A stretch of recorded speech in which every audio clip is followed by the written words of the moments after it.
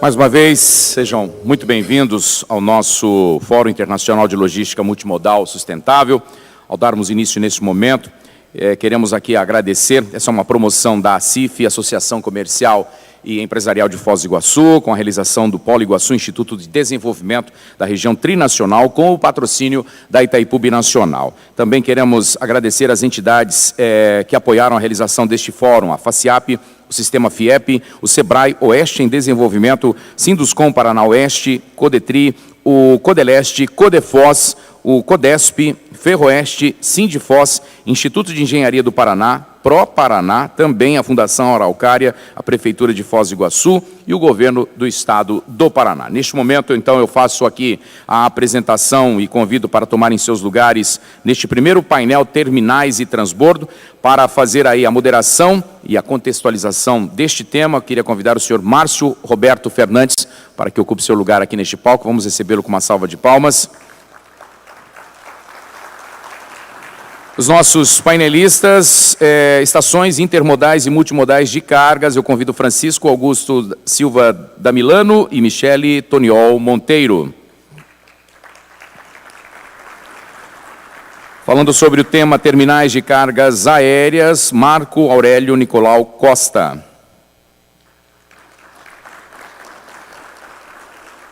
Para falar sobre o tema terminais marítimos e instalações aquaviárias, senhor Berilo Torres. E completa este painel, falando sobre terminais integrados de passageiros, senhor Paulo Kawahara. À medida em que os apresentadores forem fazendo as suas apresentações, eles serão apresentados com seus currículos através do nosso moderador, senhor Márcio, a quem eu passo já a palavra. Fique à vontade.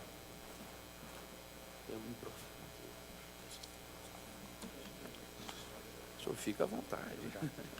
Bom dia a todos. Ok, obrigado. Aos senhores e senhores, bom dia. Obrigado pela participação nesse simpósio, particularmente nesse painel. E saúdo também aqui aos brasileiros, os paraguaios e argentinos também que estão participando maciçamente, aos chilenos participando maciçamente desse simpósio. E cumprimento especialmente a Danilo Vendrusco, né, que é o coordenador desse fórum, e a Itaipu Binacional, que faz o patrocínio desse evento, sem o qual não seria possível fazer um evento de tal magnitude, de tal importância para a economia do Paraná. Nessa contextualização, nós vamos tratar especificamente do tema transportes intermodais, terminais de carga e de passageiros e operações de transbordo na logística de transportes. Eu gostaria só de apresentar aqui o pequeno perfil aqui dos palestrantes. Nós conseguimos fazer em quatro palestrantes, cobrir praticamente todas as áreas de terminais de transporte intermodais e multimodais. Primeiramente, apresentar o Francisco da Milano, que é da Multilog, tem 17 anos de experiência em portos de cerco de fronteiras, né, e é graduado em Sistemas de Informações, com MBA na Gestão Executiva de Negócios. O Marco Aurélio, a Michele Toniolo também representa a Multilog, ela é gerente de desenvolvimento de negócios da Multilog, lá em São Paulo, e tem mais de 20 anos de experiência em comércio exterior e graduado em administração de empresas com MBA em relações internacionais.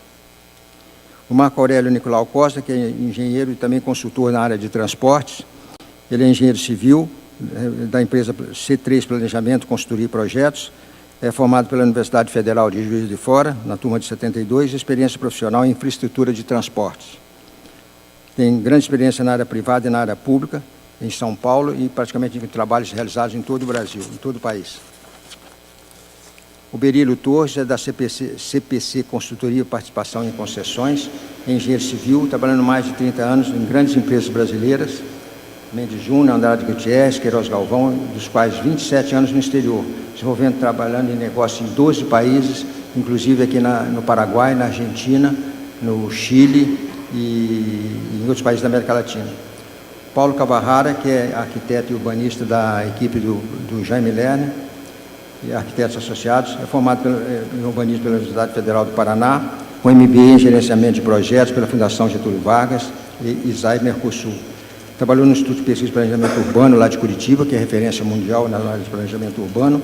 Fez parte da equipe de Jaime Lerner no projeto Rio, ano 2000, e redação na área central do Rio de Janeiro, situação metropolitana do Rio também, e com ampla experiência exitosa em Curitiba, particularmente, pelo modelo de desenvolvimento urbano, e principalmente de terminais de passageiros, que é referência mundial, e hoje esse modelo foi repetido praticamente em 70, 80 países no mundo.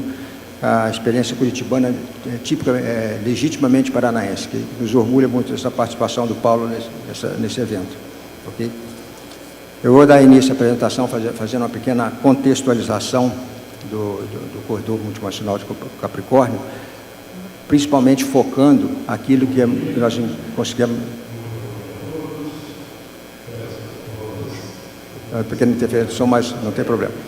Então, essa contextualização para mostrar o seguinte: a importância da multimodalidade dos transportes e falar um pouco da diferença da terminologia entre terminal de transporte intermodal, multimodal e também o que é uma estação de transbordo e qual a diferença entre essas nomenclaturas para uniformidade do entendimento do que a gente pratica no dia a dia do mercado.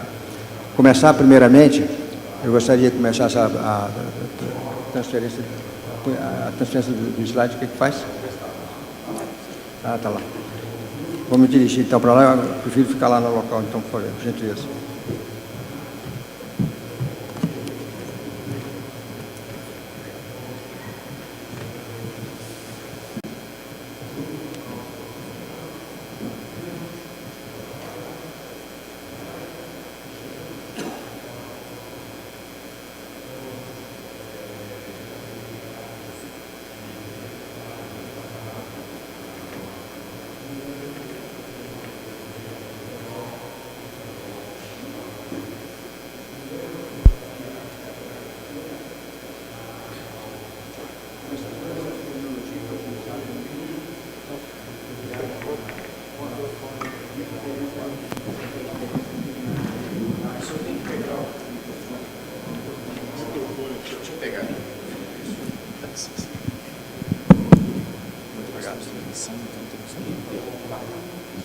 Obrigado.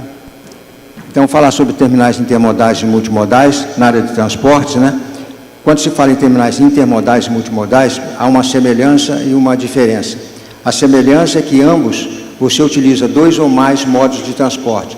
Você pode utilizar, por exemplo, a ferrovia e a hidrovia, ou o caminhão e a rodovia, e assim sucessivamente. Então, em termos de transporte, os dois termos se equivalem. A diferença é que no transporte intermodal, a licença de carga, o contrato de carga, a garantia de transporte, é feito por um documento CTIE. Cada modal você usa uma licença especial. Então, se você utilizar 2 ou mais modais, 3 modais, 4 modais, serão 3, 4 autorizações ou documentos fiscais para transferência de carga, em cada modal. E o multimodal já é uma integração dessa documentação através da CMTC, que é emitido pela Organização de Transporte Multimodal, que é basicamente as organizações que têm um licenciamento especial da Receita Federal e da ANTT para fazer esse transporte multimodal. Isso será objeto da próxima apresentação da Multilog, que é especializada em uma das maiores empresas do Brasil, talvez a única, nesse transporte multimodal. A terminologia de terminais de cargas ou passageiros, né? Esses terminais são plataformas logísticas para integração de transportes e nesses terminais de carga se faz a movimentação e armazenagem, manuseio de embalagem de produtos e é especializados, cada carga tem um tipo de terminal específico. O terminal de contêineres é diferente de um terminal de veículo, que é diferente de um terminal, por exemplo, de carga viva e carga refrigerada. São terminais especializados e que exigem um planejamento, tanto em termos de localização como de acessos, e capacidade, fluxo, o layout dessas instalações, que é a única forma de você otimizar o tempo de transporte e evitar aquilo que acontece no Brasil, praticamente a maioria dos terminais brasileiros, que é a retenção de veículos. Os veículos são utilizados, os caminhões ou os trens são utilizados praticamente como armazenagem, devido a essa desconformidade da maioria dos terminais utilizados no Brasil, que onera o custo final do transporte, que é digamos assim, quem paga a conta são os exportadores e importadores, principalmente os exportadores aqui do agronegócio. Então, primeiramente, esses terminais de carga de passageiros, no Brasil, no caso, seria necessário que haja uma reavaliação, um estudo, uma atualização desses terminais, de forma que podemos otimizar esse custo e reduzir o custo final do transporte, que é o que importa para quem exporta e para quem importa. Os terminais de transbordo são operações de transferência de carga de passageiros. Então, no caso de passageiros, né, o nome que se dá a esses terminais são os aeroportos, né, evidentemente, e na área rodoviária são as rodoviárias, chamadas estações rodoviárias, né, ou estações de barcas e por aí afora. Então, as estações de trens, estações de metrô, aí que se faz o transbordo de pessoas. E, normalmente, onde se faz transporte de pessoas, também há uma certa transferência de carga. Então, um avião não transporta só passageiros, se transporta também cargas. Os trens também, há trens de passageiro e há trens de cargas. Todos esses transbordos são operações de transbordo que fazem parte de todos os terminais na matriz de transportes. Quais são os desafios que nós temos aí na redução do custo logístico, que vai ser objeto das palestras específicas de cada um dos palestrantes aqui presentes, já nominados? Primeiro, a deficiência no transporte de infraestrutura, que é decorrente da concentração de transporte no modo rodoviário. Isso aí é do conhecimento de todos, né? Isso não é de hoje, isso é praticamente há mais de 100 anos que começou esse desequilíbrio na matriz de transportes, né? Eu lembro que rodovias no Brasil, por exemplo, é responsável por 61% das cargas, e o Brasil tem uma rede de aproximadamente 800 mil quilômetros de rodovias, 215 mil quilômetros são pavimentados, só 40 mil duplicados, e com prevalência nessa região do sudeste do Brasil e do sul do Brasil. Então, regiões, por exemplo, da Amazônia, do Nordeste, eles são muito carentes dessa rede rodoviária pavimentada. As ferrovias são responsáveis por 21%, né?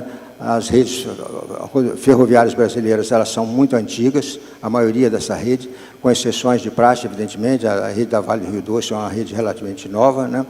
A Norte-Sul também, e os novos corredores estão sendo construídos, por exemplo, no corredor leste do país.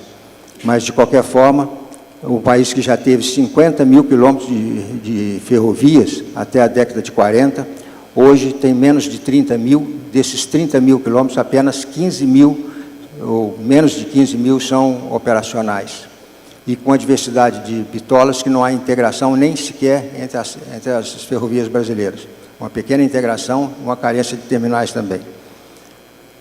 Eu lembro que, na parte de ferrovia, a primeira ferrovia brasileira, que foi construída pelo Barão do Mauá em 1854, inaugurada lá no Rio de Janeiro, foi onde foi construída a primeira estação de transbordo de cargas, né, que é o primeiro terminal chamado multimodal, porque os navios que chegavam com produtos importados chegavam no porto do Rio de Janeiro, onde hoje é a Praça Mauá. Dali eles eram transferidos, faziam o primeiro transbordo de carga para embarcações menores. Essas embarcações seguiam até o fundo da Baía de Guanabara, onde tinha o Porto de Estrela, que era o porto inicial da ferrovia, inaugurado pelo Barão de Mauá, Estrada de Ferro Mauá, que é o nome dado na época, e se dirigia ao interior do estado em direção ao Vale do Paraíba. E é interessante lembrar que fazia esse novo transbordo dos pequenos barcos para os trens, para os vagões desse trem, da ferrovia, e isso era no sentido importação. No sentido exportação, eram os produtos agrícolas, já na época já era a agricultura, principalmente o café, era a riqueza da época, era a soja, atualmente era o café na época, que foi responsável praticamente pela exploração econômica de todo o Vale do Paraíba. Então, só fazendo uma rememoração histórica, o Barão de Mauá foi responsável por construir a primeira ferrovia e participou do financiamento das primeiras 10 ferrovias construídas no Brasil. Inclusive, o financiamento inicial, por exemplo, da Curitiba-Paranaguá, ou de Paranaguá-Curitiba, foi iniciado com financiamento garantia do Barão de Mauá, construído pelo Gilmão Rebouças. Apenas para uma lembrança histórica da importância que, na época, já no século de 1800 a 1850, 1900, a importância das ferrovias no modal de transportes. E nós esquecemos de fazer isso aí, porque durante 50 anos, o Império Brasileiro, e início da República, construiu por aproximadamente 30 mil quilômetros de ferrovia.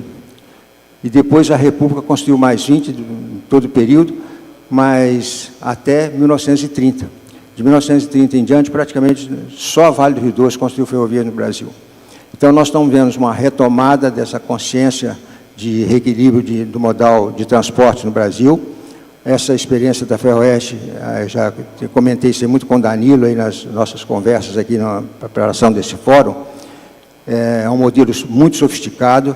Eu, particularmente, como técnico, fico orgulhoso do país adotar um modelo inovador, que vai seguramente reduzir o frete ferroviário, vai melhorar a eficiência dos transportes aqui no Paraná, e pelo ritmo de investimentos, tanto na Ferroeste quanto nas concessões privadas das rodovias, vão dar um dinamismo econômico no Estado, e todos os estudos que eu vi até agora, a possibilidade de ter uma redução de custo de transporte da ordem de 30% a 40% para determinados produtos, que hoje quem paga essa conta são os produtores rurais, são as cooperativas, é quem produz e quem consome.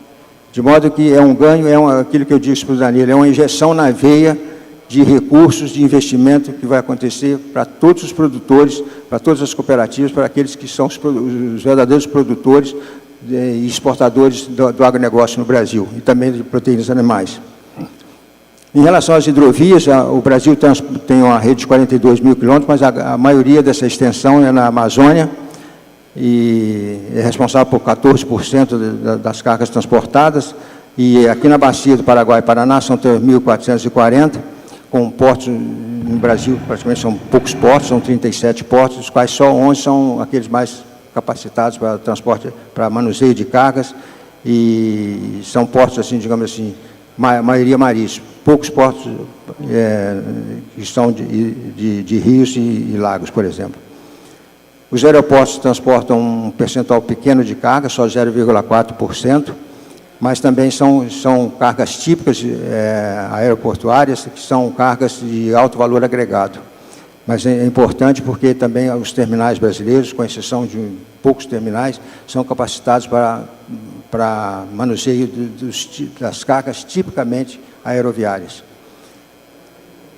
Então, o que se pode ver desse panorama brasileiro é que, em terminais de cargas passageiros, eles são insuficientes e têm falhas e omissões em todos os modais. Praticamente, veja o caso, por exemplo, dos aeroportos brasileiros, que o maior aeroporto brasileiro, o maior aeroporto de movimentação de passageiros no Brasil e de cargas, que é o aeroporto de Guarulhos, só recentemente foi coligado com a rede de transporte metropolitana, através de VLTs. Mesmo assim, você tem que usar um outro transporte para pegar o VLT. Isso é uma desintegração total. Quando um padrão mundial é você sair do aeroporto, pegar o metrô, pegar a rede pública de transportes e ter um transbordo confortável, eficiente, que atenda àquela necessidade de cargas. O terceiro item que é um desafio importante para a redução do custo logístico é a insegurança no transporte de cargas. Os transportadores brasileiros hoje se recusam a transportar, por exemplo, o Rio de Janeiro, para entrar com cargas refrigeradas no Rio de Janeiro, devido à quantidade de assalto na Avenida Brasil. E isso também se espalhou para outros estados brasileiros. São Paulo também já tem uma segurança grande desse transporte, e faz com que o custo logístico brasileiro seja um dos maiores do mundo. Eu não conheço nenhum país, mesmo subdesenvolvido, que tenha os desajustes da matriz de transporte, principalmente o custo logístico. Eu converso muito agora aqui em Foz do Iguaçu com o Mário Camargo, com o Danilo, com os pessoal que vive o dia a dia desse suplício aí das cooperativas, esse suplício de transportes, que é ficar implorando para ter uma carga eficiente de transportes e evitar que um caminhão fique parado 8 dias para a liberação alfandegária nas fronteiras do nosso país. Enquanto não resolver esse gargalo, esse nó, não há redução de custo, não é possível reduzir o custo. Então, não há milagre. Ou se ajusta a matriz de transportes, ou vamos continuar pagando essa conta. Quer dizer, vocês, produtores e exportadores, estão pagando essa conta. E nós, consumidores, também. Em relação...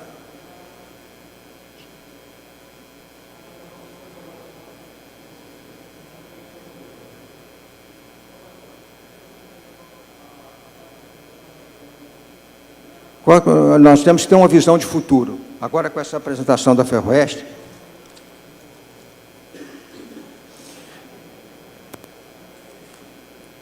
com esse novo modelo da Ferroeste, nós temos...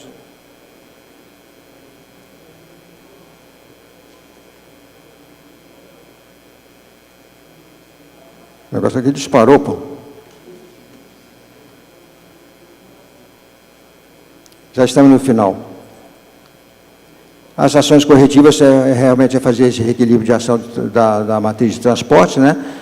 Começou no Brasil com esse destravamento legal para investimentos privados, que é essa legislação da BR Trilhos e também da BR Mar. E esses investimentos, desde que incorporados no Plano Nacional de Logística, eles se tornam realidade a curto e médio prazo. Uma ferrovia e um programa ousado de concessões como tem o Paraná, isso não acontece do dia para a noite.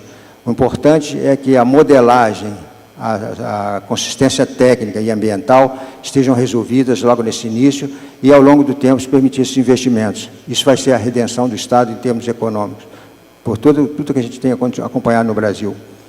A expansão dessa intermodalidade, como eu disse, começou em 1854 com o Barão de Mauá, e atualmente há uma especialização nessa área de terminais, né, com os operadores multimodais que modernizaram o sistema de gestão e também incorporando tecnologia através da logística 4.0 e permite o fornecimento de produtos e materiais nas linhas de montagem pelo sistema de just on time e o e-commerce, que faz com que você compre uma televisão fabricada em Manaus, por exemplo, você recebe no dia seguinte na tua casa. Por quê? Não vem de Manaus naquele dia. Essa televisão vem para um terminal de carga na periferia das grandes cidades e, à noite, a partir do momento que você recebe o pedido, eles colocam num caminhão e entregam na sua residência. Isso é o e-commerce que explodiu no mundo inteiro em termos de facilidade e redução do custo de transportes. A visão de futuro é ter realmente um menor custo de carga de passageiros, né? Carga e passageiro tem que estar em movimento, carga parada é custo adicional e o produto certo tem que estar na hora certa, no lugar certo, com o menor custo. E a redução do custo estimada da ordem de 30% a 40%. No Brasil, então, nós temos esse investimento da Ferroeste, da Ferrovia Norte-Sul também, que vai complementar o sistema ferroviário brasileiro, né? E eu dou como exemplo negativo a própria Ferrovia Norte-Sul, onde de Porto Nacional até Anápolis, que são 855 quilômetros, são 503 quilômetros, né? Perdão, são 855 quilômetros, ele foi inaugurado sem terminais de transportes operacionais. Quer dizer, uma ferrovia sem terminal, ela não opera. No Cone Sul, nós vamos ter a conexão, permitir a conexão do Brasil com o Paraguai, Argentina e Chile, né, através do corredor de Capricórnio, onde essas quilometragens aqui da Argentina são 1.821 quilômetros, Chile 906, Paraguai 503, e o Brasil 733 quilômetros, sendo que o Brasil, o ramo brasileiro do corredor de Capricórnio, representa a Ferroeste, que já está equalizada, com um belo trabalho aí do André Gonçalves, da equipe de ferroviária do Governo do Estado. O importante é garantir essa intermodalidade entre esses modais para fazer o reequilíbrio.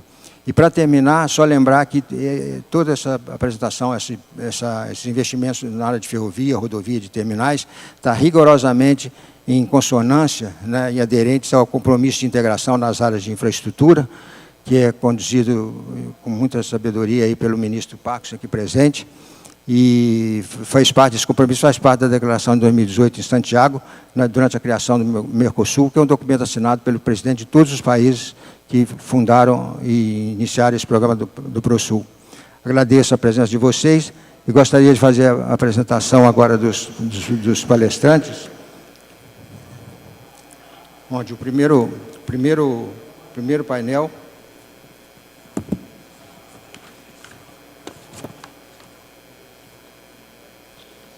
são as estações intermodais e multimodais de cargas. Será feito pela Michele Toniol Monteiro, né, e pelo Francisco Damilano. Primeiramente, eu acho que é o Francisco que vai falar, e são 17 anos de experiência nos portos de Cerco de Fronteiras, né, graduado em Economia, como nós falamos antecipadamente. Em seguida, a Michele, e depois o Marco Aurélio, em seguida o Berilo, e no final o Paulo Cavarrara. Com a palavra a Michele para dar início à apresentação da sua palestra. Obrigado, Michele. Obrigado. Olá, bom dia. Obrigada a todos pela presença. Bom dia aos colegas que estão aí assistindo online, né? Como ele já me apresentou, sou Michele, gerente comercial da Multilog, e vou explicar aqui um pouco para vocês sobre a empresa, e estamos apresentando aqui em dupla, eu e o Francisco. Antes de começar, até só para ver se vocês realmente estão bem acordados, né? Porque começou bem cedo. Eu gostaria de fazer 2 perguntas para vocês. Primeiro, quem aqui trabalha com comércio exterior ou logística de comércio exterior? Muito bom. E a segunda e última pergunta, quem aqui conhece a Multilog? Olha, muito bom. Talvez vocês conheçam a Multilog como Fronteiras, né? Ou não, né? Talvez vocês conheçam a empresa como um todo. Mas a Multilog é uma empresa que hoje tem 22 unidades, é uma empresa nacional, está no Brasil, e basicamente é dividida em 3 frentes de serviços, né? Então, nós temos armazéns alfandegados, centros de distribuição e transportes. Esse slide, deixa eu ver se eu consigo usar o pointer aqui. Não consigo. É bacana porque a gente consegue ver a capilaridade da empresa, né? A Multilog, basicamente, ela está dividida entre Sul e Sudeste, né? E aqui a gente tem 6 alfandegados e 7 portos secos. Na verdade, são 13 armazéns alfandegados, né? Porque quando a gente fala armazém alfandegado, são os CLIAs, Centro Logístico Industrial Aduaneiro, e 7 portos secos, mais 9 centros de distribuição. Este ano nós ganhamos aí a licitação de Dionísio Cerqueira, que será falado pelo meu colega Francisco, então nós acrescentamos aí mais uma unidade. A Multilog, falando de corredor, e aqui o fórum é justamente para falar de corredor, né? No caso, nós não estamos no corredor bioceânico, mas a gente pode oferecer soluções logísticas através de corredores. E nós estamos presentes nos principais corredores, né? Então, quando a gente olha aqui no mapa, né, nós temos unidades em São Paulo, eu vou passar um pouco mais para vocês, mas olhando no mapa, a gente tem unidades em São Paulo e aí nos principais corredores, perto de Viracopos, Guarulhos e Santos. Descendo aqui, nós temos unidades no Paraná, em Curitiba, São José dos Pinhais e Joinville, e também aqui a fronteira, né, de Foz do Iguaçu. E quando a gente desce para Rio Grande do Sul, nós temos as 3 fronteiras aqui de Uruguaiana, Santana do Livramento e Jaguarão. Então, basicamente foi o que eu falei para vocês, né? Nós estamos presentes, dividido entre Sul e Sudeste, porém em 4 estados, né? Temos Santa Catarina, Paraná, Rio Grande do Sul e São Paulo. E aqui eu trago para vocês, de forma muito rápida, né, quais são as nossas unidades divididas por estados. Em Santa Catarina, nós temos um armazém alfandegado, que é o CLIA, que eu comentei com vocês. Este armazém é o armazém alfandegado maior do Brasil. E é legal complementar que a Multilog é a maior permissionária no Brasil que mais tem armazéns alfandegados, né? Até ontem o ministro comentou sobre criações de novos portos secos, né? E de fato a Multilog tem uma quantidade muito grande e estrategicamente localizada. Então temos este CLIA e temos um armazém geral, são 4 unidades em Santa Catarina. Nós temos o CD, né, o Centro de Distribuição, no Tecnoparque, e um CLIA também em Joinville. Indo para Paraná, nós também temos um CLIA em Curitiba, armazém alfandegado, e um CD. Vocês vão notar que sempre tem um alfandegado e ao lado um CD. A gente trabalha dessa forma, procurando sempre oferecer a solução logística para o cliente, onde ele nacionaliza suas cargas e já entrega em nosso centro de distribuição, onde ali a gente vai fazer todos os manuseios e distribuição da carga. Ainda no Paraná, temos um complexo logístico. Nesse complexo logístico estão armazém alfandegado e centro de distribuição. Ali nós temos mais de 80 mil metros de área, é um complexo maravilhoso, muito bonito, recém-construído, né? E no Paraná, né, ainda temos a fronteira, né, de Foz do Iguaçu, que é aqui onde estamos, né, que vocês devem conhecer muito bem. E aí, descendo para o Rio Grande do Sul, né, nós temos Porto, o Porto Seco de Uruguaiana, de Livramento e de Jaguarão. Eu não vou entrar no detalhe, até porque o Francisco ele vai explicar bem cada detalhe de cada fronteira e suas movimentações, mas aqui nessa apresentação, ela está faltando a fronteira de Dionísio Cerqueira, porque é muito novo, né? É recém-adquirido, mas o Francisco vai abordar esse tema. Indo para São Paulo, nós temos também 5 unidades, onde temos um alfandegado, e ali São Paulo é bem distribuído, né? Nós temos em Barueri, Alphaville, né, que fica em São Paulo, esse alfandegado, um centro de distribuição logo ao lado também, parede com parede. Em Campinas, né, próximo ao aeroporto de Viracopos, nós temos também este armazém alfandegado. Em Santos, na margem direita, próximo ao terminal BTP, a 2 quilômetros, temos um outro armazém alfandegado. Então, vocês podem notar que sempre a gente está estrategicamente próximo às portas de entrada. Então, quando a gente fala em corredor logístico da Multilog, né, basicamente é isso. Estrategicamente, a Multilog se posicionou próximos aos aeroportos e portos. E aí, para finalizar São Paulo, nós temos um armazém alfandegado também, que fica localizado na Moca, para quem conhece São Paulo, próximo ao aeroporto de Guarulhos. Aqui são nossas certificações, né? Então, somos OEA em todas as unidades, com exceção a fronteiras. Isso nos facilita bastante, né? Vou falar um pouco mais para frente, mas a gente tem o transporte, que tem alguns benefícios, né, por sermos OEA, estarmos habilitados numa DTA diferenciada, vou explicar um pouco mais, mas trabalhamos com todos os órgãos anuentes e eles estão presentes dentro de nossas unidades, como MAPA, Receita Federal, enfim.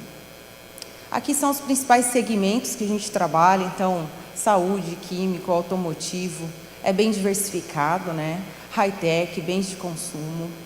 A gente brinca que a gente recebe de alfinete a foguete, né? São diversos tipos de produtos e todos eles a gente tem especialização. Então, câmaras frias, né? Áreas químicas, tem toda a preparação para receber esses produtos em todos esses armazéns alfandegados e centros de distribuição que eu comentei. E aí, falando do transporte, que é a nossa terceira linha de frente, né? Lembrando lá atrás que eu comentei que temos armazéns alfandegados, centros de distribuição e transportes. Basicamente, o objetivo do nosso transporte, desta unidade de negócio, é interligar a operação entre as nossas unidades. Então, é fazer todo o embalde, né? Tudo que chega nos aeroportos e portos, nós levarmos até os nossos recintos alfandegados. Com isso, a gente tem bastante benefício e talvez muitos não conheçam, né? A Multilog, eu falo muito dentro de casa, né, na empresa, eu falo, nós estamos num oceano azul. A Multilog, ela tem um serviço que a maioria dos nossos concorrentes não tem, ou talvez tenha em uma rota, que é a DTA simplificada. A DTA simplificada, ela provê um processo, né, uma liberação muito mais rápida, que por sermos OEA, nós nos habilitamos a essa DTA. E aí, as vantagens é que a gente pula algumas etapas em que seria a Receita Federal, e esta responsabilidade, ela é atribuída à Multilog, como um lacre de um container ali no terminal portuário, uma liberação de trânsito aos finais de semana, uma descarga dentro do nosso armazém sem a presença do fiscal. Então, nós temos unidades aqui em São Paulo, por exemplo, que trabalha 24 horas o armazém alfandegado. Então, cada vez mais a gente está se equiparando ao nível de serviço de portos ou aeroportos. Ou melhor, eu diria que muitas vezes nós somos melhores, né, que os portos e aeroportos, por conta dessa celeridade, desses benefícios de simplificação de trânsito que a Multilog tem. Então, às vezes, né, a gente a gente faz visitas, né? Eu principalmente que sou da área comercial, faz visitas aos importadores, eles não têm ideia desses benefícios e eles não têm ideia da redução de custo que eles vão ter na cadeia logística, fazendo uma operação integrada, usando uma DTA simplificada, podendo operar às madrugadas, tendo uma operação mais célere. Às vezes o importador ele tem a cultura de que a carga ela tem que ficar na zona primária, que é mais rápido, e não necessariamente, né? Acho que todo mundo sabe, a gente está passando por uma situação bem complicada de operação padrão e a Multilog ela entra como uma solução porque a gente oferece um prazo maior de armazenagem, a gente oferece um custo menor que uma zona primária. Então, por isso que a gente está aqui hoje para fomentar o corredor, não necessariamente, né, o bioceânico, porque ainda não estamos, né, nesse fluxo, mas sim um corredor que vai facilitar a logística. Aqui nós temos um sistema, né, o sistema Gênios, muito usado em fronteiras e reforçado aqui para clientes de fronteiras ou transportadores que estão aqui que usam fronteiras.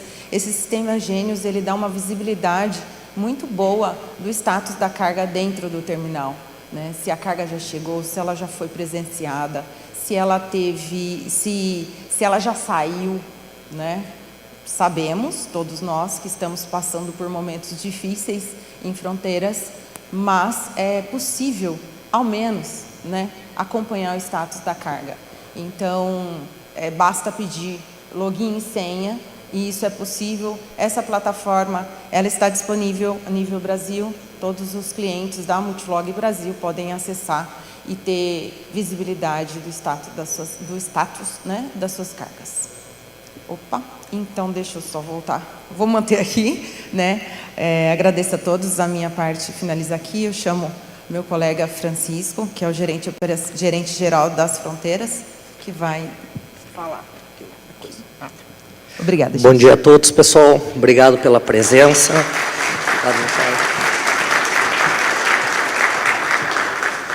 Bom dia a todos, obrigado pela presença, para quem está online também. Então, eu trouxe algumas informações dos portos secos alfandegados que a Multilog administra. Então, começamos pelo maior porto seco da América Latina, que é Foz do Iguaçu, fronteira com a Argentina em Porto Iguaçu e Paraguai, Cidade del Este. Temos uma área total hoje de 183 mil metros quadrados alfandegados. Um armazém de 2.000 metros quadrados, temos câmeras frias, 3 câmeras frias disponíveis para conferência de carga do Ministério da Agricultura e apoio também para canais vermelhos da Receita Federal. Temos vagas hoje para 950 veículos, podendo chegar até 1.000 veículos dentro do Porto Seco. E um pátio de cargas perigosa e um scanner de veículos. É um scanner fixo que, obrigatoriamente, todo veículo que ingressar no recinto alfandegado deve passar por o scanner. Aqui alguns números de entrada de veículos. Eu trouxe um comparativo para vocês terem uma ideia de 21 versus 22. Então, 21, para quem trabalha em Foz do Iguaçu, sabe que a gente bateu todos os recordes possíveis. Ultrapassamos 200 mil caminhões, sendo que somente no mês de outubro foram mais de 21 mil caminhões. Já agora, em 2022, a nossa média está em torno de 15 mil veículos. Mês, isso. E agora aqui também um tempo médio de permanência. O que seria esse tempo médio, até para vocês poderem ter uma ideia? A gente pega a data e hora de saída do veículo dentro do Porto Seco, menos a data e hora de entrada do veículo. E aí gera-se um tempo médio. Então, em 2021, nós tínhamos uma média no regime de importação de 29 horas e 55 minutos.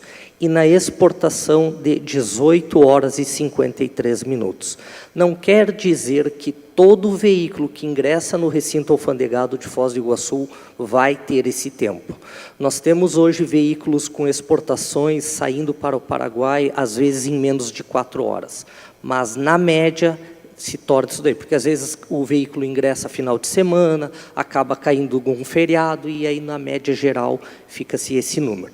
Já em 2022, vocês podem ver aí, se a gente pegar o primeiro semestre, tivemos um aumento, na importação está em 39 horas e 19 minutos, nesse primeiro quadrimestre, e na exportação 34 horas e 11 minutos. Agora eu vou falar um pouquinho do Porto Seco de Uruguaiana, que fronteira com a Argentina, em Paso de los Libres, que é o segundo maior porto seco da América Latina.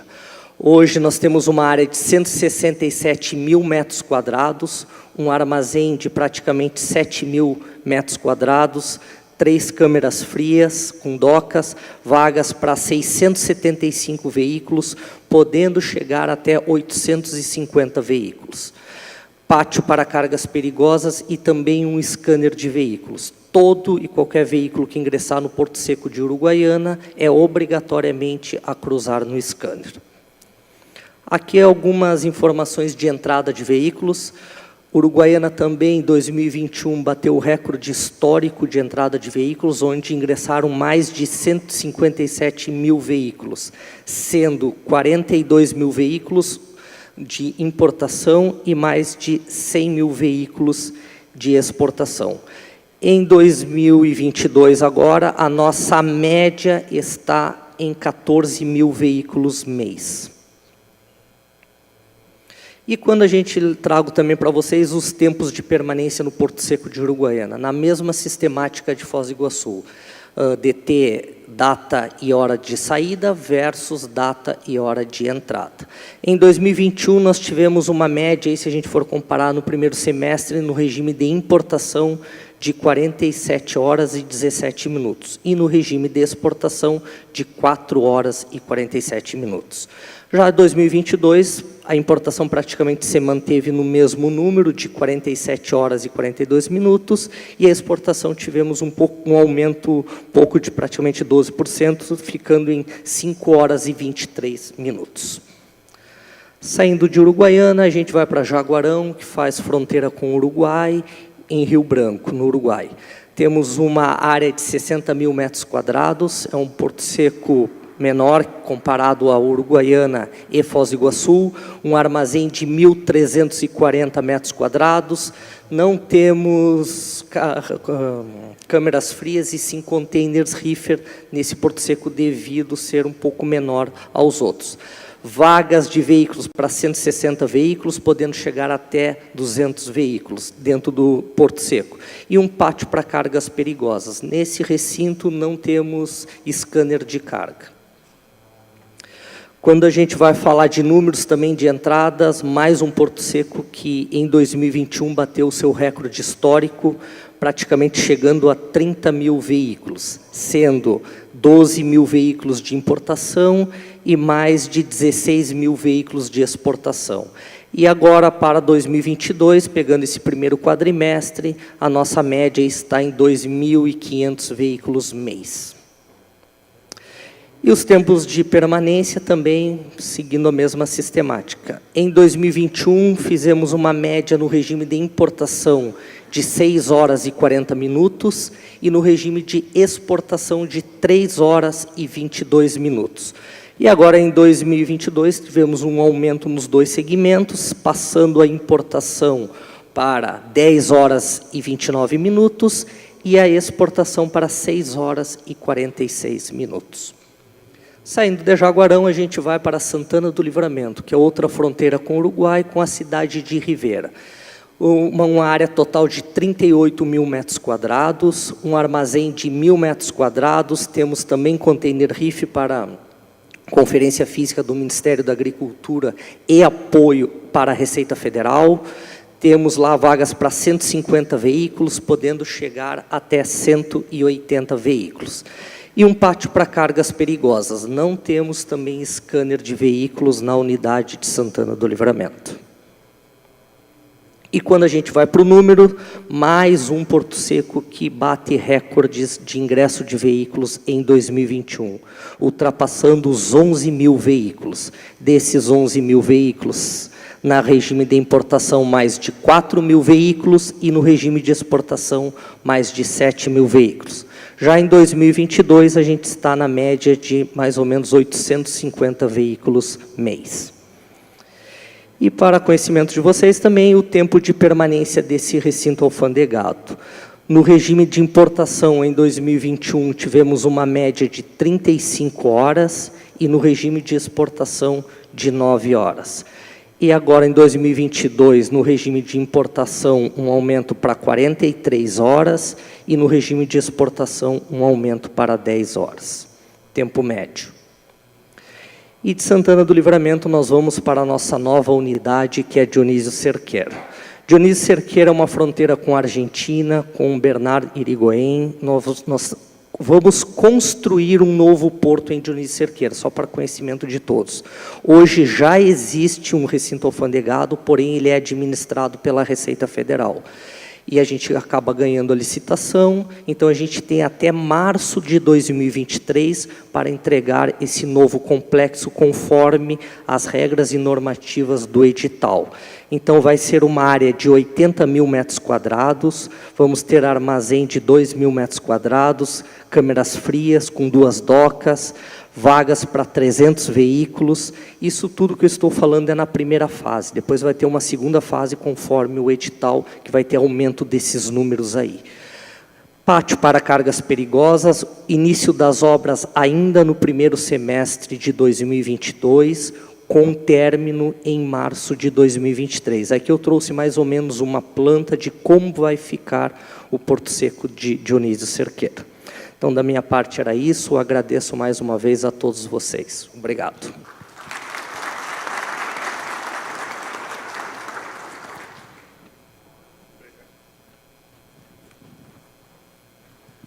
Bom dia a todos. Meu nome é Marco Aurélio. Deixa eu aprender aqui como que...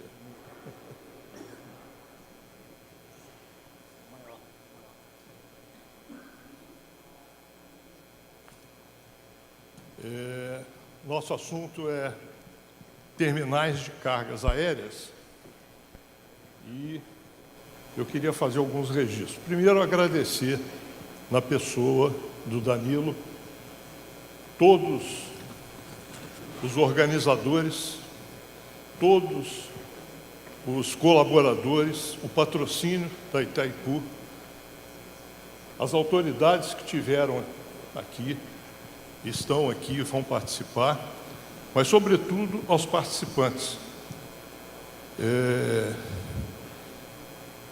Esse é um fórum de integração de ideias. E, nesse primeiro dia de ontem e hoje, já houve uma troca de informações informais que, por si só, já justificam o sucesso que será o fórum, certamente.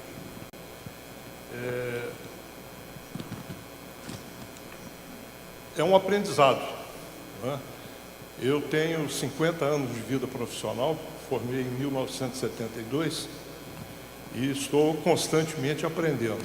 Mas o que eu aprendi sobre o corredor bioceânico de Capricórnio, de ontem para hoje, talvez até mudasse um pouco a palestra, porque a quantidade de informações é muito grande. E nós estamos vendo aqui na tela a configuração do corredor bioceânico na parte ferroviária, e eu fiz questão de retirar isso daí do relatório que deu origem a toda essa conversa que nós estamos tendo aqui esses dias, que foi o relatório que o BNDES coordenou e emitiu seu relatório final em 2011, portanto, há 11 anos atrás, tá certo? Se eu não estou enganado, até com a coordenação do Bernardo Figueiredo, que fez isso na época pelo BNDES, a participação de empresas de consultoria, escritórios jurídicos, empresa de consultoria econômica, E hoje nós estamos aqui discutindo a implantação. Agora, nós estamos falando de transporte. Transporte é movimento. Movimento é tempo. Nós não podemos deixar passar mais 11 anos, não é, para voltar a falar. Então, a partida tem que ser agora.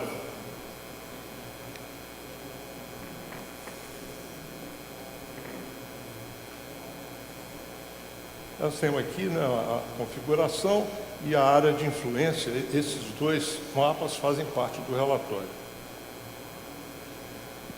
Falar um pouquinho sobre a C3, que é a empresa que eu estou representando, da qual eu sou consultor.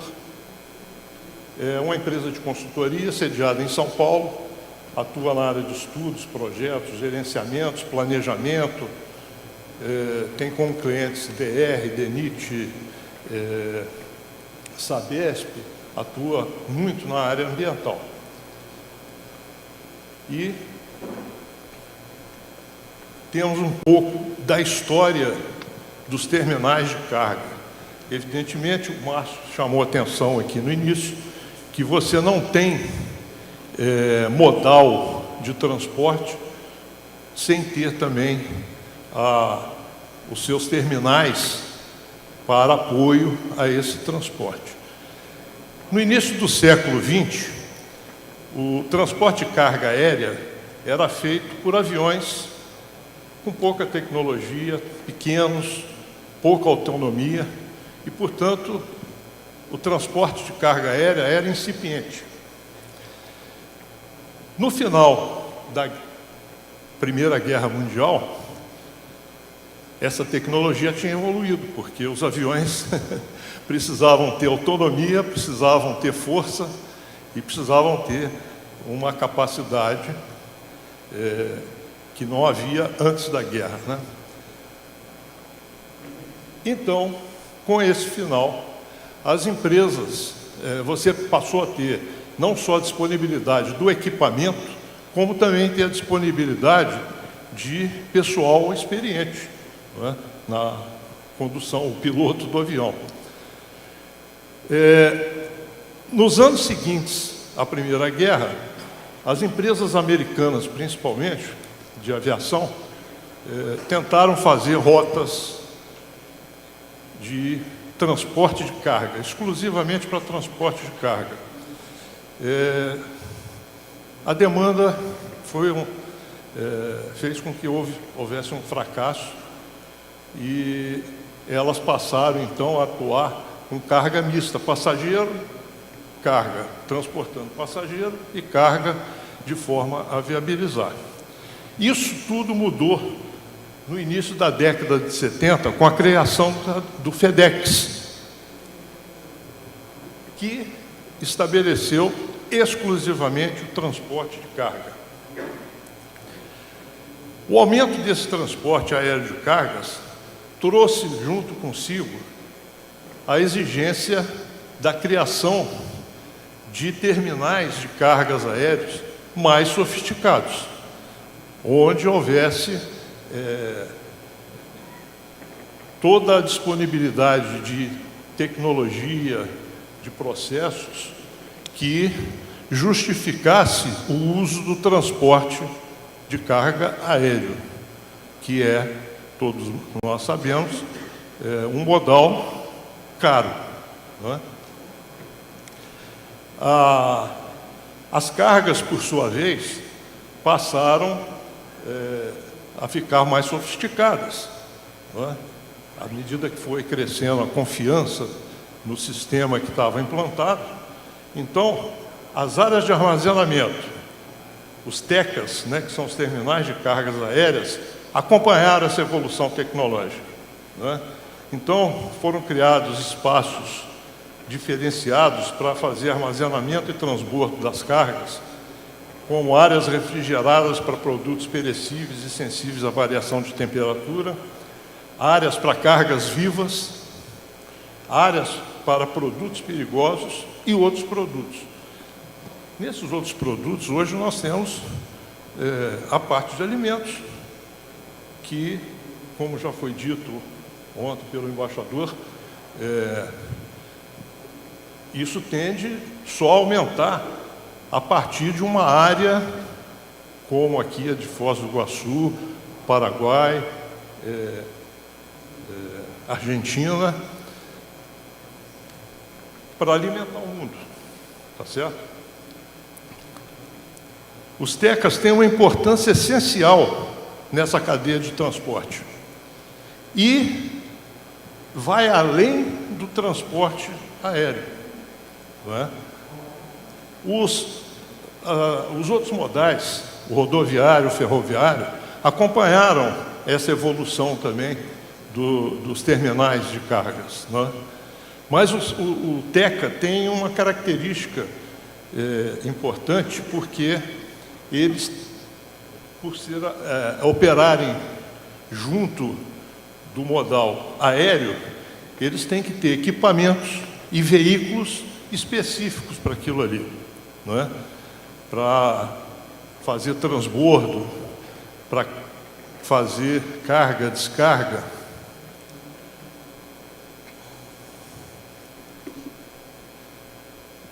A nossa abordagem não é, dos TECAs, não é uma abordagem técnica, tá certo? Acho que o perfil do público pede muito mais uma visão estratégica dos TECAs, né? Algumas premissas para refletir. Podemos afirmar, com algumas poucas restrições e limitações, que o corredor bioceânico de Capricórnio já existe. Na prática, tá certo? Nós temos aí o modal rodoviário, que tem suas deficiências, mas existe, é bom e tende a ser melhor com as licitações das concessões novas que estão sendo feitas agora, né, pela NTT, junto com o governo do Estado, tá certo? E o modal aéreo também já existe, porque, afinal de contas, você atravessa do Atlântico para o Pacífico tranquilamente pelo modal aéreo.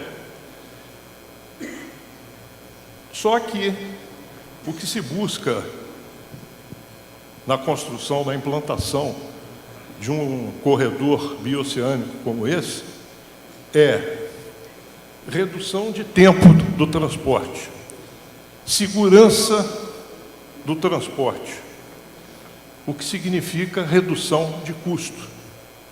Então, a integração dos diversos modais é fundamental. Então, o tema está colocado. Vou voltar aqui um pouquinho.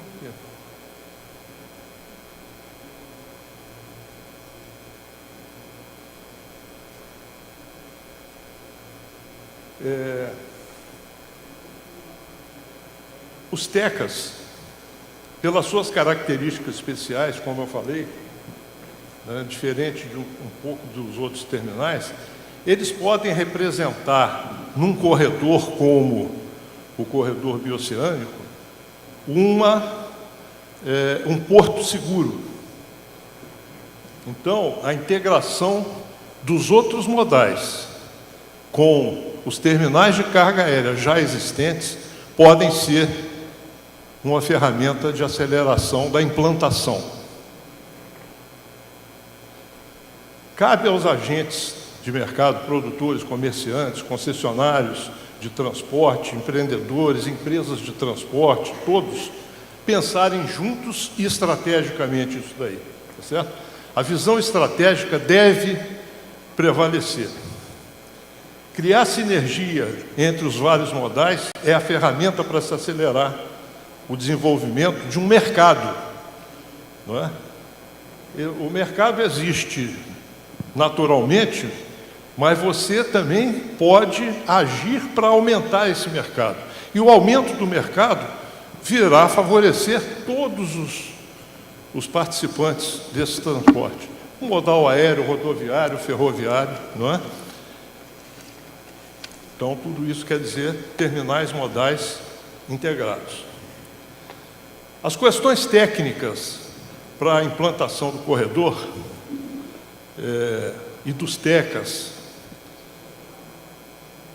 são soluções que naturalmente virão pela engenharia. A engenharia está aí para isso, né? Para fazer a projeção, para poder atender aquilo que foi determinado pela estratégia. Então, isso aí é ponto pacífico, não é? As questões ambientais, tá certo? Elas serão equacionadas, porque hoje você não faz qualquer movimento, qualquer empreendimento, sem essa visão sustentável. Por isso, nós estamos falando de uma logística multimodal sustentável. Então, isso tudo, as ferramentas estão aí, estão colocadas. O que precisa efetivamente é que tudo isso seja pensado de forma integral, integrada e com essa visão estratégica. Planejamento, tempo e integração são palavras-chave para o sucesso do empreendimento. A provocação que fica é a seguinte: nós temos hoje já, como disse, as ferramentas para a implantação. Nós teremos alguma dificuldade de tempo para a implantação do modal ferroviário, que é o principal modal, sem dúvida nenhuma, nesse corredor, tá certo? Mas a implantação desse modal ferroviário vai demandar um tempo, mais do que esses 11 anos que passaram do assunto do relatório do BNDES.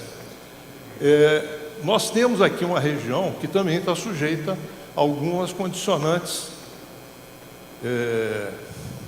ou geográficas, como, por exemplo, a travessia da Cordilheira dos Andes, tá certo? O problema de nós termos hoje, já há algum tempo, mas quase em fase final, mas a crise hídrica, não é? Que veio aí atrapalhar todo esse magnífico trabalho que o Paraguai fez no uso das hidrovias, tá certo? Nós temos um problema que pode acontecer nas rodovias, elas estão sujeitas ao corrimento de um corte, não é? Afundamento de um aterro. Isso tudo pode ser perfeitamente resolvido e acelerado com o uso do modal aéreo e principalmente com a integração desses outros modais com os terminais de cargas aéreos existentes, tá certo? A Maria Fã, da CCR, estava me falando ontem e hoje de manhã também, eles operam lá em São Luís, mas por conta da demanda de um cliente, eles estão sem transporte aéreo, usando o TECA, tá certo? Para atender a demanda de um cliente. De forma que essa é a provocação, tá certo? Conversem, e conversem com o que já existe. Nós não podemos esperar mais 11 anos para pensar no corredor bioceânico completo. Não, nós temos que começar, mas a visão estratégica não pode deixar. Vocês vão ter a perfeita convicção disso na palestra do Pedro Barros, que foi um dos aprendizados que eu tive, que deu informações e trará essas informações hoje à tarde, na palestra dele, né? O Pedro Barros é do IPEA, sobre a mudança hoje, 35% das exportações brasileiras vão para a China. Agora, além disso, tem Vietnã, você tem Coreia, você tem Japão, você tem Oriente Médio.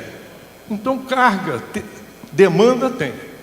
Então, pensem nisso e pensem muito na utilização dos terminais de cargas aéreas que nós temos disponíveis nos países que são envolvidos para que isso se realize o mais rápido possível. Não podemos perder essa oportunidade. Obrigado.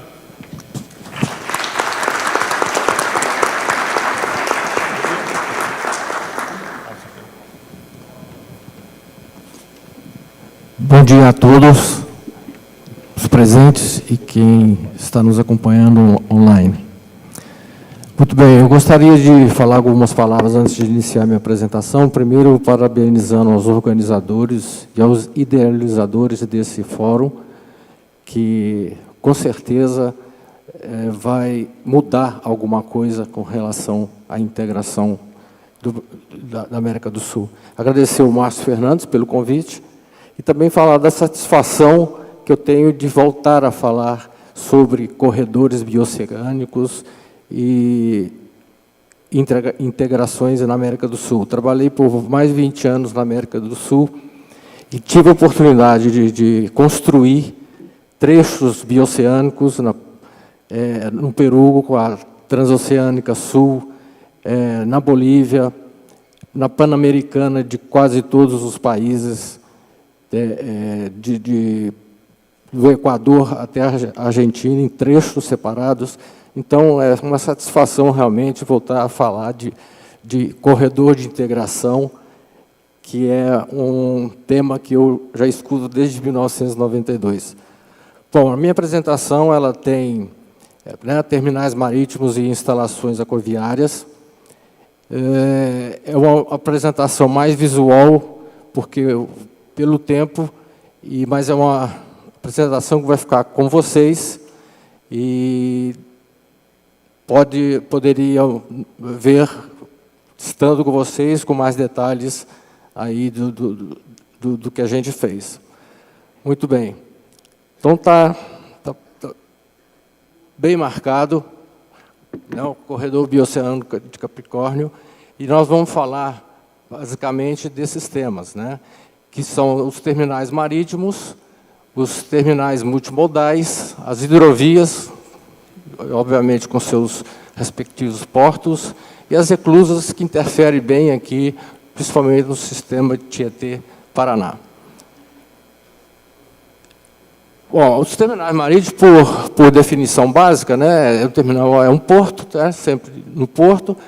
Os terminais contêm equipamentos para embarque e desembarque de cargas, além de instalações para armazenamento de tais cargas. São aqueles aptos a receber linhas de navegação oceânica, né, tanto longo, que são internacionais, como navegação de cabotagem, que são as domésticas, independente da sua geografia, né.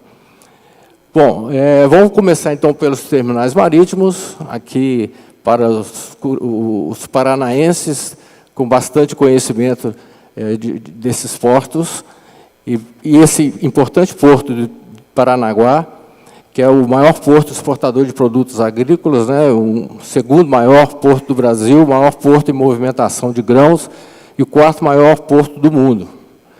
Exporta e importa grãos, fertilizantes, líquidos, automóveis, madeira, açúcar, entre outros. A maioria dos navios são oriundos de outros países, são provenientes dos Estados Unidos, China, Japão e Coreia.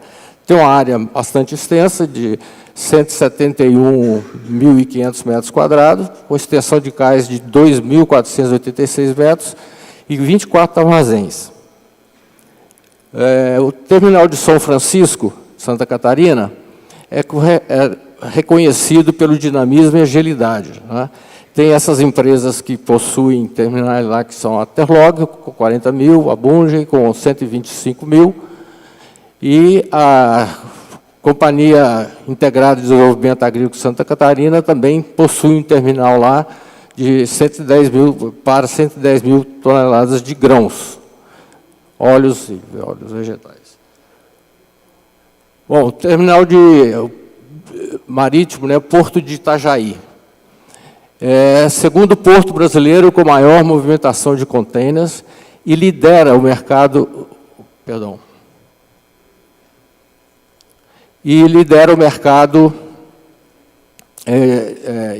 entre exportadores de congelados. Isso é importante, porque são instalações bastante próprias e esse porto ele está apto para isso. Área de 152 mil metros quadrados, armazém de 10 mil metros quadrados. E passamos aí já para o porto de Antofagasta, no Chile, administrado pela empresa portuária do estado do Chile, né? 3 atracadores, 600 metros, calado 9 e 14, já foi comentado aqui de que os portos chilenos são portos naturais, com calado bastante bom. 11 mil metros quadrados de pátio para manejo de carga e 18 mil metros quadrados de armazéns.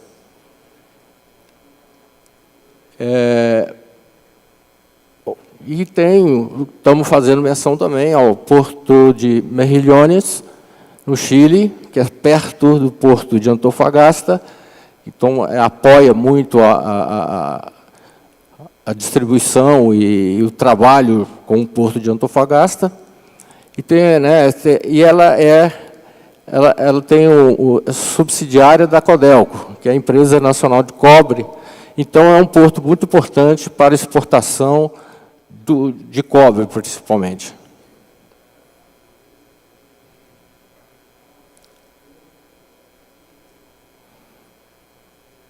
Muito bem. Bom, agora vamos passar aí para outro tema, que são os terminais multimodais. A definição básica, né, um terminal multimodal é aquele que conecta mais de um modal de transporte, seja ferroviário, rodoviário, dutoviário, aquaviário ou aéreo. Então, esse é o conceito de multimodais. Então, nós temos nesse corredor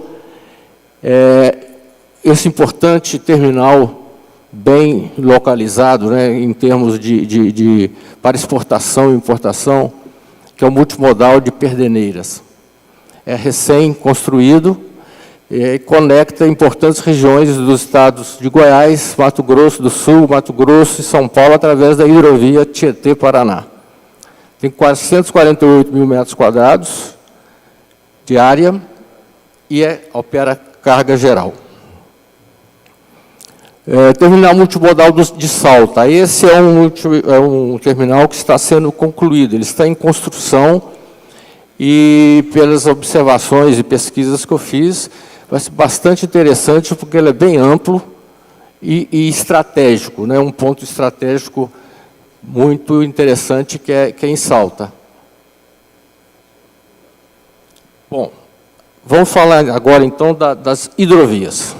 As hidrovias, as veias desse corredor, por conceito básico, as hidrovias são trechos navegáveis de rios, lagos e mares, onde se realiza o transporte de pessoas e cargas, podendo ser naturais e artificiais também.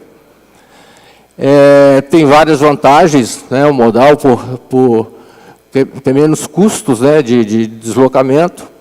A desvantagem das hidrovias destaca-se pela demora na realização do trajeto, porque o rio tem o seu curso muito sinuoso, digamos assim, e é diretamente ligado às condições temporais e climáticas, principalmente agora com essa crise hídrica, afeta muito esse modal. Essa parte é interessante porque, para instituir uma hidrovia, grandes obras de engenharia são necessárias, uma vez que nem todos os pontos de um rio são navegáveis. Por isso, muitas vezes, faz-se necessária a construção de eclusas e canais.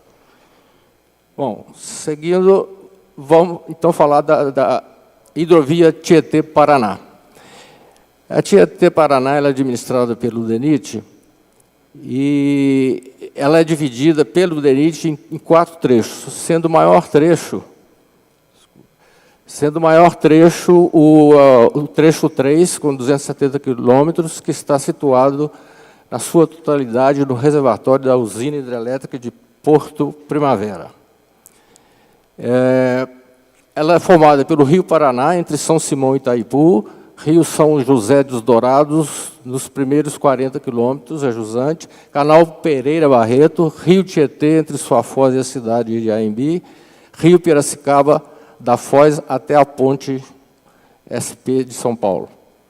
É uma importante via para o escoamento de produção. Ele realmente é um caminho, uma hidrovia que transporta ao produto agrícola e abrange várias regiões.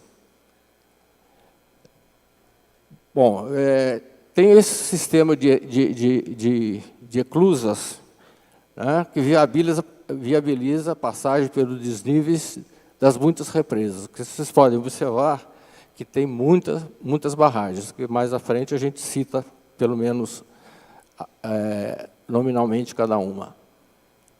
Ele é navegável ao longo de 1.023 quilômetros, bastante, né, com a largura média de 120 metros, e atinge toda essa região. Integra também o sistema de transporte multimodal do Corredor Sudeste, né, possui 12 terminais portuários, né, e suporta comboios de 200 metros de comprimento, 16 metros, ou seja, de grande volumes e áreas de volumes. Né. Bom, e aí tem um resumo de tudo isso que falamos aí da hidrovia Tietê. Pode observar, então, são seis eclusas nas barragens do rio Tietê e 2 eclusas do rio Paraná, né, e ressaltando o canal Pereira Barreto. Isso aí são para mostrar os terminais portuários, né, da hidrovia Tietê-Paraná, que são 12. E vamos falar agora da hidrovia Paraguai-Paraná, que está inserida aqui, né, nessa área. Veja bem que é bastante, que é o miolo mesmo da integração. Bom, ela começa em Cáceres, no Mato Grosso, e atravessa 4.122 quilômetros até Nova Palmira e Uruguai, bastante extensa. É uma via fluvial que percorre 5 países, e muito interessante também, 5 países, veja bem, né? Argentina, Bolívia, Brasil, Paraguai e Uruguai. Tem uma extensão, toda a extensão da hidrovia, 1.270 quilômetros, passam por território brasileiro, ou seja, suas fronteiras sendo 890 quilômetros no interior do Mato Grosso do Sul e 48 quilômetros na fronteira com a Bolívia. Ou seja, pega realmente toda a área de produtos aqui da região centro-oeste e também essa aqui é a área, né, essa parte também aqui com a fronteira com o Paraguai e Argentina aqui é bem extensa também. Muito bem. Falando ainda da Paraguai e Paraná, essa hidrovia, ela realmente depende muito das condições climáticas e essa questão da crise hídrica tem afetado muito essa hidrovia. Bom, vamos passar agora, então. Muito bem. Como disse lá no início, todo esse trabalho, tudo isso depende muito da engenharia, depende muito de projetos, né, e melhorias. Então, eu anotei algumas melhorias que estão sendo implantadas, né? O Porto de Paranaguá. Essa parte é interessante, que está abrindo concessões para os canais de acesso, muito interessante isso, e melhorando também serviços de dragagem, manutenção, pavimento, balizamento náutico e outras melhorias. Melhoramento da navegação no Rio Paraguai de confluência à Assunção, projeto binacional de transposição de Itaipu, como projeto já antigo, pode-se dizer, aprofundamento do calado do Rio Paraná, desde confluência até La Plata, melhoramento da navegabilidade do Rio Alto Paraná, melhoramento da navegabilidade no Uruguai, no Rio Tietê, e interessante essa informação que construção por parte da iniciativa privada do Porto de Pontal do Paraná. É um porto que já está, digamos assim, arrendado e tem previsão de vários investimentos, e com certeza será um porto que vai consolidar muito esse corredor. E melhorias nas estruturas para suportar terremotos no Porto de Berrilhones e aumento de seu calado. Retomada e término da inclusa da barragem de Ilha Solteira, né, que paralisa, volta e que é muito importante o término disso. Muito bem, eu queria dizer isso, agradeço a atenção de todos e vamos, com certeza, sair daqui, como diz o amigo Marco Aurélio, com bastante informação e com bastante conhecimento, e mais aprender do que ensinar. Muito obrigado.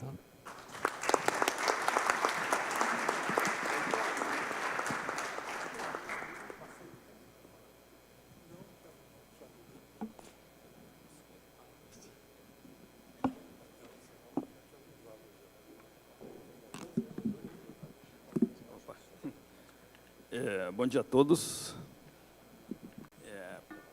Como introdução, vou cumprimentar o evento, né? A importância desse evento e agradecer o convite e dizer aqui que eu falo representando, por assim dizer, né, o legado de Jaime Lerner. Eu trabalho com ele há cerca de 40 anos. Como vocês sabem, é muito trabalho ligado às cidades e, quando ele foi governador, nos envolvemos, né, no planejamento regional, né, em uma visão estratégica do território, né, e dizer, né, que lá vai fazer 30 anos, bastante tempo, na pré-campanha do governo, da eleição do Lerner para governador, esse ponto, né, estratégico aqui da região de Foz, da região trinacional, para ele já era muito claro, né, ele até cunhou um termo Polo das Américas, né?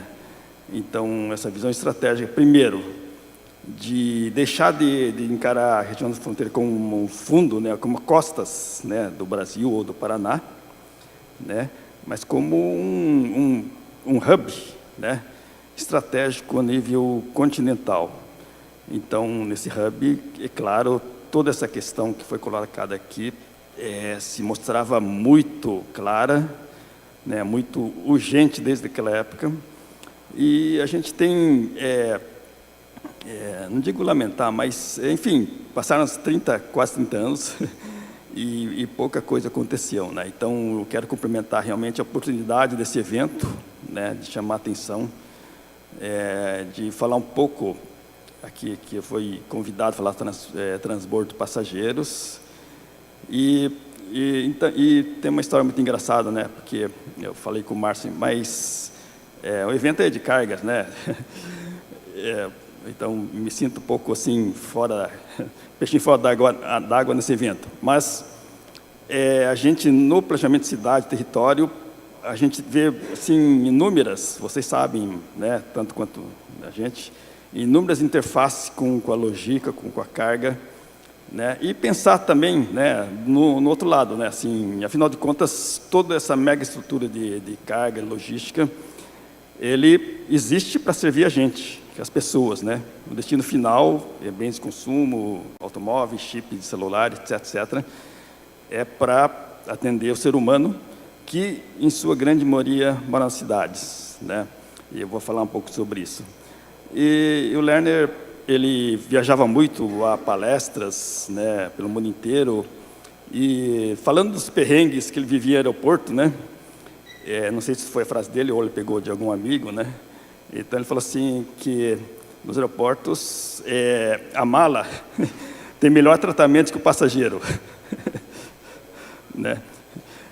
Ou seja, fazendo um paralelo com a logística, né, assim, a gente sabe né? Tem nichos de logísticas que estão se aproximando uma ciência exata de tão eficiente, produtivo e econômico que é, né? Ao passo que as cidades estão muito atrás disso, né? Então, até uma provocação, né, para quem mexe com logística de cargas, ajudar a pensar a logística de pessoas, né? Porque, e voltando à mala do Jaime Lerner, né? É uma brincadeira, claro, né? A mala não tem, é um ser inanimado, né? E o ser humano tem 1000 variáveis que vocês sabem, né? Cada pessoa é um projeto de vida, né? E, então, não dá para tratar da mesma maneira. Mas, enfim, eu quero dividir aqui onde é que vai para frente? O verde? Oi? Esse, né? A minha rápida exposição é em 2 partes. Vou falar um pouco de Curitiba, né?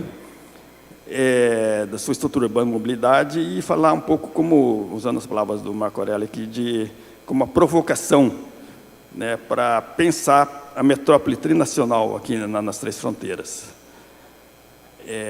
Bom, primeiro, falando em cidades, né, esse é um slide que aparece em 10 em cada 10 eventos de mobilidade urbana, né? Então, o quanto o automóvel, né, ocupa as infraestruturas das cidades, né? Para carregar 60 pessoas, você congestiona uma rua, para um ônibus, né, está na foto, e para a bicicleta, idem. Ou seja, se você pudesse construir um esquema multimodal de passageiros, né, com aplicativos, com toda a modernidade da tecnologia, né, com transbordos eficientes, chegando na micrologística, na linguagem de vocês, né, até do ponto a ponto, enfim, sobraria ruas, né, sobraria asfalto. E asfalto é um item caríssimo nas cidades, né? Então, não precisava de viadutos, eventualmente, não precisava de grandes, né, todo esse gasto que se faz nas grandes cidades, talvez fossem desnecessárias, né? E são realmente antieconômicas, né? Aqui um slide muito interessante, 2 referências internacionais, né, de cidades, Barcelona e Atlanta. Ambos têm a quase a mesma população, né? Mas vocês podem ver aí o quanto uma é compacta, né, Barcelona, e Atlanta é espalhada. Bom, as boas cidades europeias são compactas, né, são bons paradigmas urbanos, né? E o modelo americano típico, que é baseado no automóvel, né, que se transformou nas mega subúrbios. Então, no caso de Atlanta, aí é 20 vezes mais espalhado, gasta-se 10 vezes mais energia, emite-se 10 vezes mais carbono ou mais, enfim. Enfim, uma estrutura urbana antieconômica. E, para quem conhece Barcelona, né, é super agradável, compacta, tem metrô, bonde, ônibus, né, tudo uso misto, muita coisa se faz a pé. Então, Barcelona é um paradigma, né, de uma cidade sustentável, né? Não faz nenhum sentido você dizer que Atlanta pode ser uma cidade inteligente, sustentável, com essa estrutura urbana, né? Então, quando a gente fala em mobilidade de pessoas, a gente sempre tem que pensar qual estrutura urbana é adequada ou seria adequada para cidades, né? Então, já há 50 anos, né, que o Lerner vem trabalhando em Curitiba, antes como presidente do IPUC, fundador do IPUC, lá no Instituto de Planejamento, depois como prefeito 3 vezes, enfim. Gradativamente foi se implantando uma estrutura urbana, né, integrando mobilidade, uso solo e sistema viário, entre outras coisas, né? Ou seja, foi estabelecido 5 grandes troncais de mobilidade coletiva, a eles atrelado, então, a grande estrutura de crescimento ou de adensamento. Uma ideia bem simples, levada à prática, que é maior número de pessoas morando junto ao melhor sistema de transporte, né? Então, um conceito tão simples, né, que está sendo aplicado e replicado em muitos lugares. Então, desde aquela época, foram começados a implantar cadeias exclusivas de transporte, né, nessa visão estratégica muito clara, antes já da primeira crise de petróleo, muito antes, já estabelecidas essas prioridades ao transporte coletivo, né? E o automóvel como um item de mobilidade secundária. Então, se construiu uma rede, né, de mobilidade de passageiros, primeiro pegando toda a cidade, depois espalhando para os municípios vizinhos, né, mais 13, 14 municípios vizinhos, de integração metropolitana. Bom, pelas características da cidade, né, não tem uma intermodalidade no sentido de ter metrô, trem ou barcas, né, como acontece no Rio de Janeiro, por exemplo, né. Mas lá existe uma intermodalidade de serviços diferentes, né, ou seja, desde a linha troncal, né, que corre com os principais eixos de crescimento, dos interbairros, né, que não passam pelo centro, tá, que se integram nessas bolinhas aí que são os terminais de integração, que foram todos feitos gradativamente, e, por último, as alimentações, né, que chegam, né, que há esse transbordo, né. Então, é um transbordo de integração física, ou seja, se você embarca numa linha alimentadora lá na periferia, né, e se você trocar nos terminais, né, você pode ficar o dia inteiro passeando com uma passagem só, né, em suma, né. Então, é uma mobilidade muito abrangente, né, e a questão também da tecnologia, né, optou-se uma tecnologia leve, nacional, mais simples, porque o metrô, enterrado, claro que é o melhor sistema do mundo, mais rápido, mais confortável, mas é caríssima. Se Curitiba tivesse embarcado na aventura do metrô, estaria fazendo o quilômetro 6, quilômetro 6,5 até hoje, né, e com custo provavelmente de 2 quilômetros implantou toda essa rede, né, que não é ultra confortável, mas atende, né, tem um bom nível de atendimento abrangente em toda a região metropolitana. E aqui mostra assim, fazendo um pequeno zoom, né, à esquerda, uma visão estratégica, então, aqui toda essa vertente a oeste é a cidade industrial de Curitiba, né, que ele está em cima do contorno viário.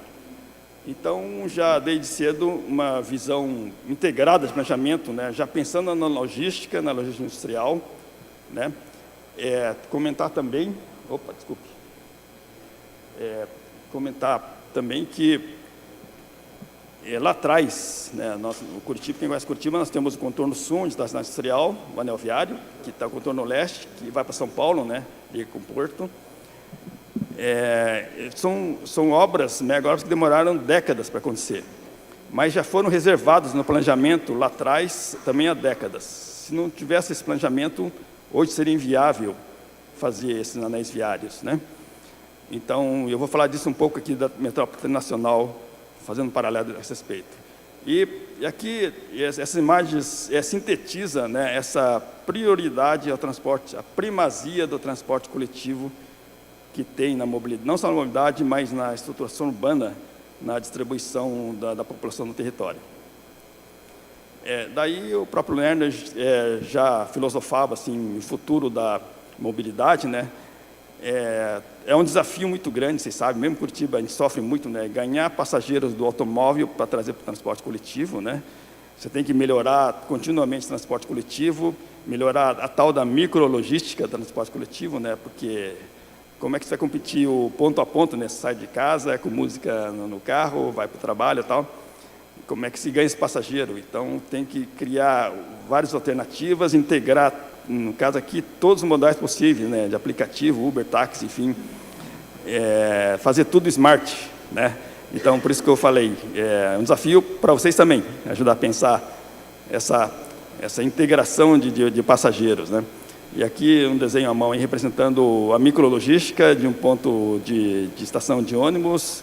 Você fazia, de repente, um carro elétrico compartilhado, que o Lerner ensaiou, né, de fazer, fez até um protótipo a partir de um motor de carrinho de golfe elétrico, né, de fazer um micro carro compartilhado que fizesse a micrologística, né, para ganhar mais passageiros para o transporte coletivo.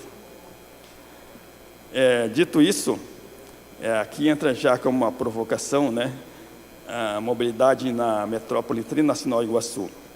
Nós tivemos o privilégio aí de uns anos atrás, 2018, né, de fazer um estudo, uma reflexão conceitual para Itaipu, né, reunindo diversos estudos já existentes. Aqui existem, para quem for pesquisar, tem toneladas de estudos sobre a região, de todos os aspectos, não só de logística, mas ambiental, turístico, etc., etc.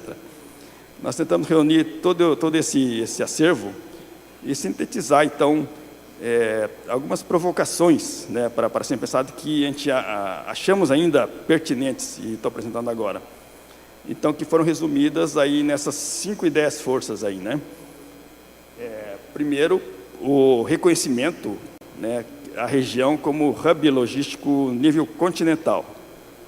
Né, vocês viram no mapa aí que ele está no cruzamento do bioceânico, do Capricórnio, e com todo o sistema de hidrovias, né? Está nessa esquina estratégica, né, a nível continental. O 2, que já se fala faz tempo, né, de criar essa metrópole internacional, tá?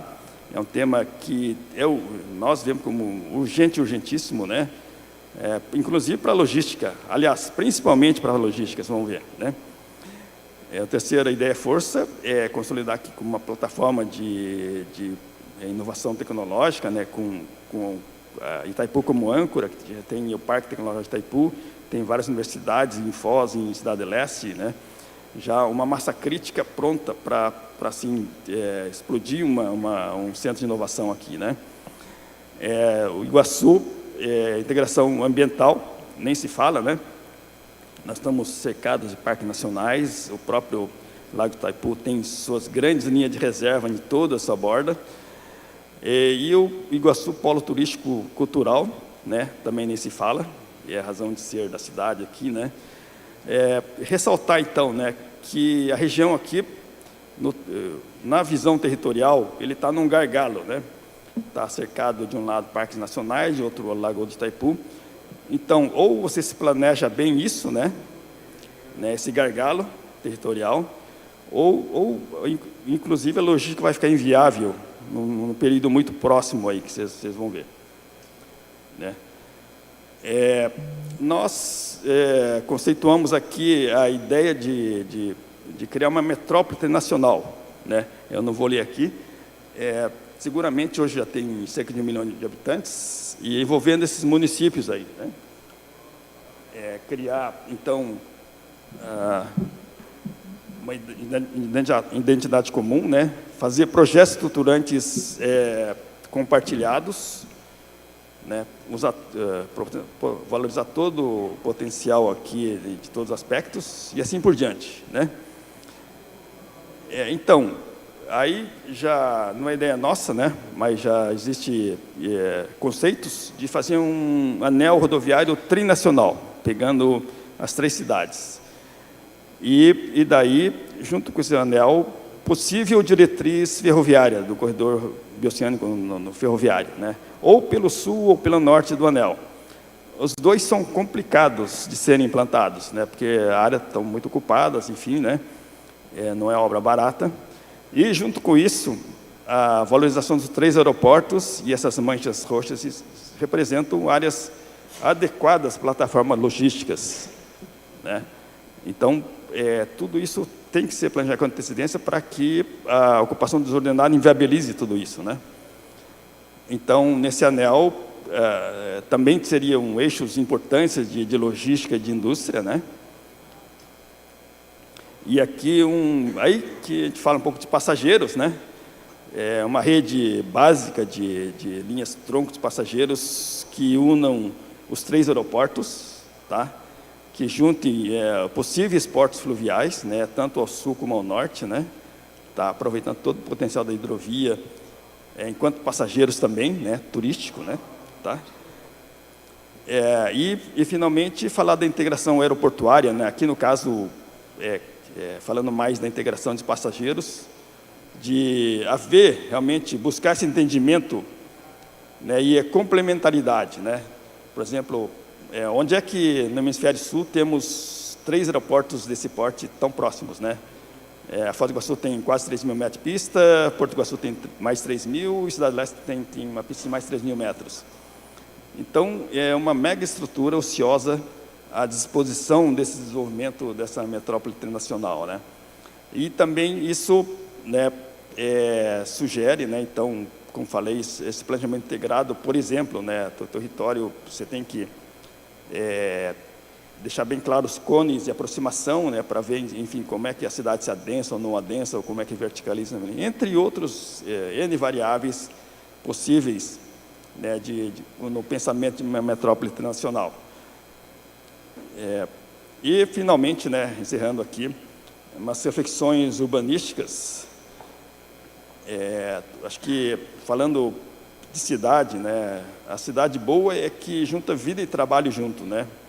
Seja dentro de casa, né, home office hoje está mais claro, né, essa possibilidade. Pode ter vida e trabalho na mesma quadra, no mesmo prédio, desculpe, na mesma quadra, no mesmo bairro. Enfim, essa mistura de vida e trabalho ajuda muito na criar uma cidade sustentável, salvo, você sabe muito bem, a carga pesada, né, a logística. Isso você tem que ordenar bem, não pode conflitar com a vida urbana normal, né? Por mais que digital que a vida seja, as pessoas continuam se alimentando, vestindo roupa, calçado, comprando telefone, bens, enfim. Essa materialidade, né, o físico, vai estar presente sempre, né, na vida das pessoas. E, para isso, essa estrutura logística, intermodal, enfim, vai ser necessária para a civilização, cada vez mais, né? Então, mas como conciliar isso com a vida das cidades? Esse é o grande desafio. E aqui na Metrópole Internacional, mais do que nunca, é necessário fazer esse planejamento integrado, né? Então, a gente, quando fala em mobilidade das pessoas, né, não está muito claro com a pandemia, né, com o home office, enfim, ou com o carro voador, tem todos esses temas aí rodando, né? Vai mudar muita coisa, né? Mas a vida das cidades vai continuar, né? A interface com a logística multimodal que falei, né? Você tem que segregar o tráfego pesado, né, das carretas, né? Ou enfim, dos aviões, claro, né? Com a vida normal da cidade das pessoas, né? E, finalmente, fazer um comentário aqui de um pensador, né, do economista Manuel Castells, que hoje está em Berkeley, espanhol, que está em Berkeley, e ele escreveu o livro Sociedade em Rede, né, há muitos anos. E a investigação dele era ver como é que o mundo digital se manifesta no território físico, né? Então, a conclusão dele é a seguinte, que tanto no físico como no digital, as coisas se organizam em redes, né?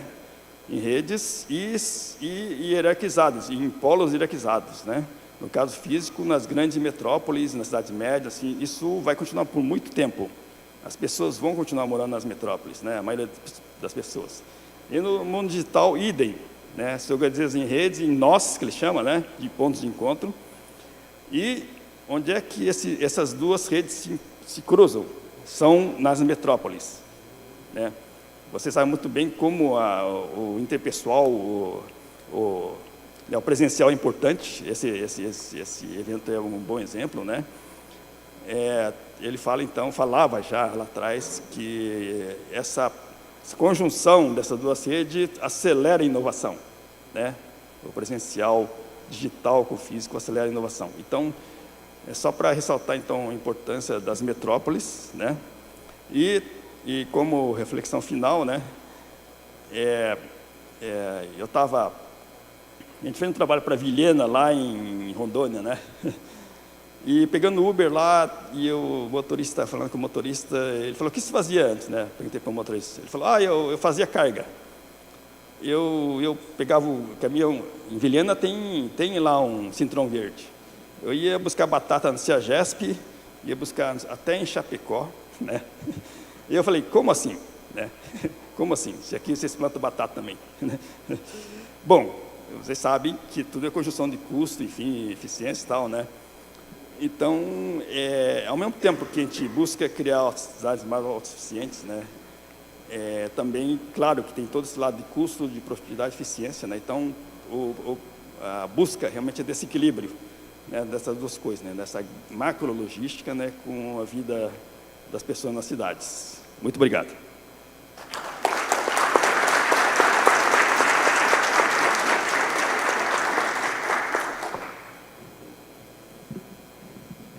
Nós temos um compromisso com a pontualidade. E para não atrasar os próximos painéis, eu gostaria de avisar que quem tiver pergunta a fazer...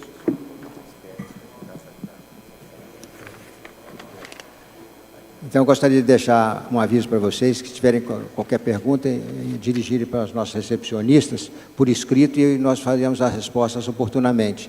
Nós estamos em cima do horário, não queremos atrasar os próximos painéis. Agradeço a presença de vocês, também a participação dos nossos palestrantes, que, de uma forma voluntária, se ofereceram para fazer esse trabalho e espero que seja o primeiro passo para viabilizar o corredor bioceânico, com todos esses benefícios de redução de custo do transporte de logística, que é o objeto, digamos assim, das nossas preocupações e de quem produz e quem trabalha no Brasil. Muito obrigado a todos. Boa palestra para as próximas palestras de vocês. Obrigado.